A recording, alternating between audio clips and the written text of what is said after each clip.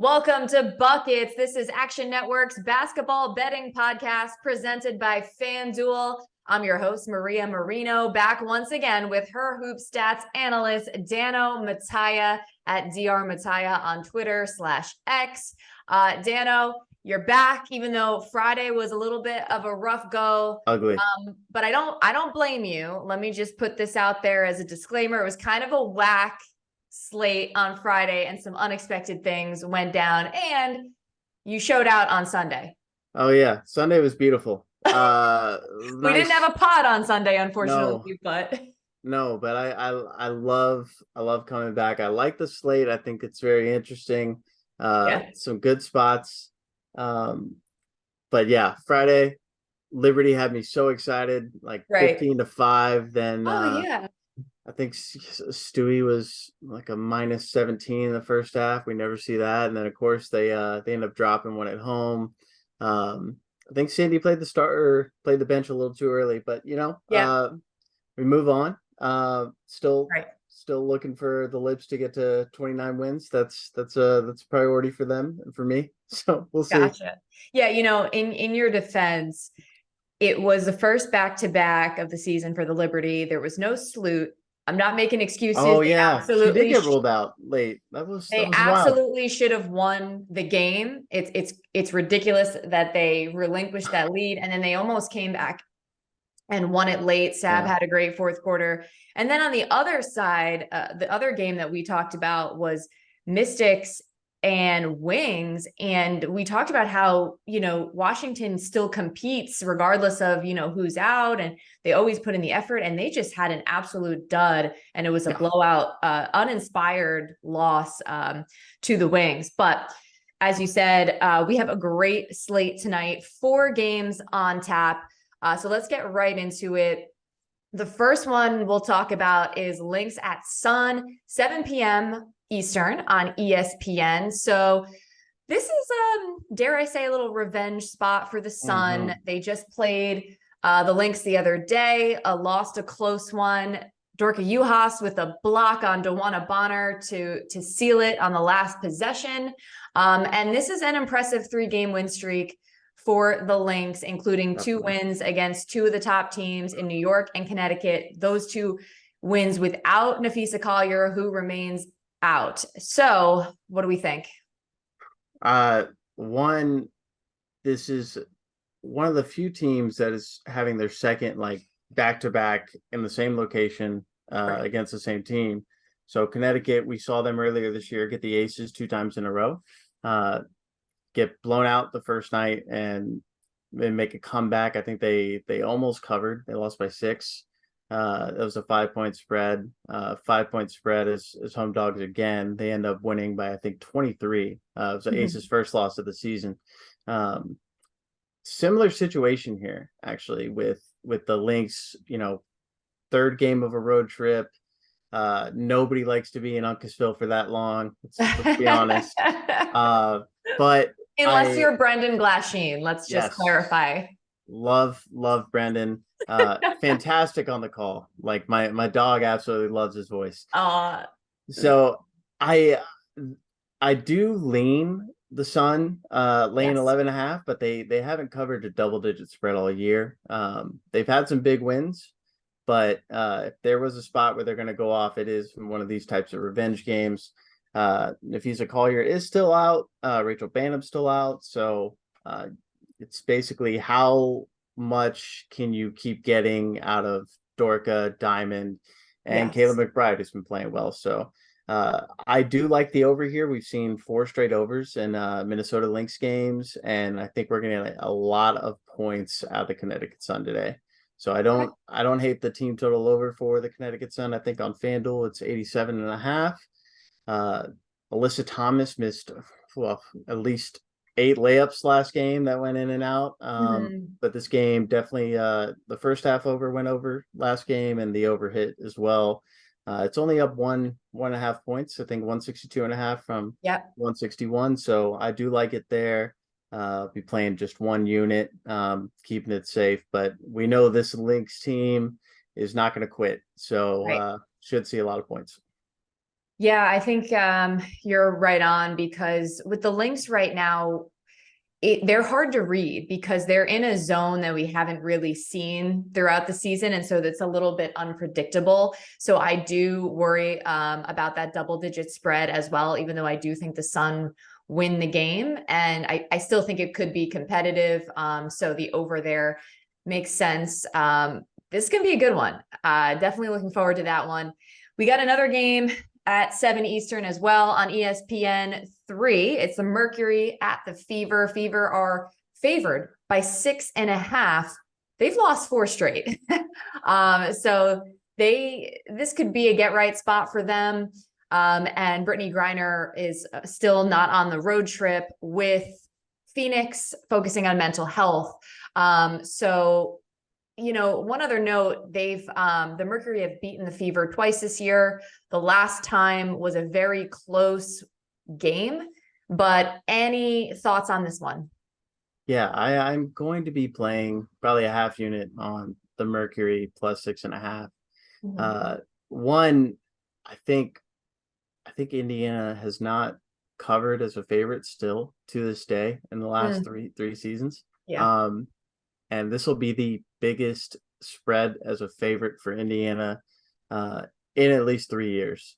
And nothing about this team tells me they're trustworthy enough to really get this job done. So I put this line closer to 3.5, even if Brittany Griner isn't there. Aaliyah Boston simply just is not getting the touches. And that's who you're kind of worried about in a game like this, where there's no Brittany Griner post presence down low. Yeah. And the great thing about the way Phoenix plays when Griner's out is with Megan Gustafson, who's basically a threat from 3. She's really pulling Aaliyah Boston out of the paint. So there's opens up a lot of drives. Diane Taurasi came back last game. I think she had 24 points. So she's still, got it kicking. They got a lot of players who play hard. And they want to win for their new coach. They want to win for Brittany, who's back home. And the Fever just, from the eye test, it looks like they're not having fun. Got absolutely blown out by the Storm in a spot where the Storm were coming off their first win in a while. I think after losing 10 straight games, it was a perfect spot for them. I think they were down 20 in the first half, pulled within 6, and then Seattle ran away with it. So I think you just have to take the value with the points here. I wouldn't mind taking the Fever live at some point, just because minutes or the Mercury are hard to trust, but 6.5 is way too many points against the Indiana Fever. Yeah, the Mercury are hard to trust. And even without BG, you just know the Mercury are going in there thinking we can beat this team. Like that's going to be their mentality regardless. Yeah. Just because, this is a young team, and while they exceeded expectations in the earlier part of the season, they've really come back down to earth, and they are looking in the eyes of the Mercury as a beatable opponent. All right. Sounds good. Let's keep it rolling here.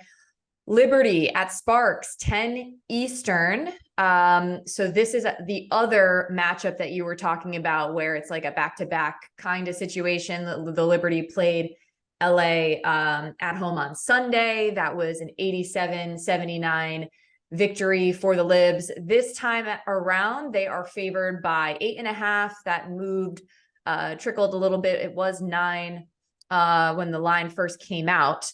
So New York, after that, upset loss that they suffered on Friday to the Lynx, they come out, they take care of business against the Sparks. Do they do it again? This is always a tough spot, especially coming off a win on the road. But we've seen, I think, in 4 cases this year, 4 out of 5, where road teams won the first of these same team back-to-backs. The only team that didn't win both was the Las Vegas Aces. Yeah. So, and I think we covered that game before, but quick note, Liberty are 6-0 now after losing a game in the first half spread on that next game. Would have been 6-0.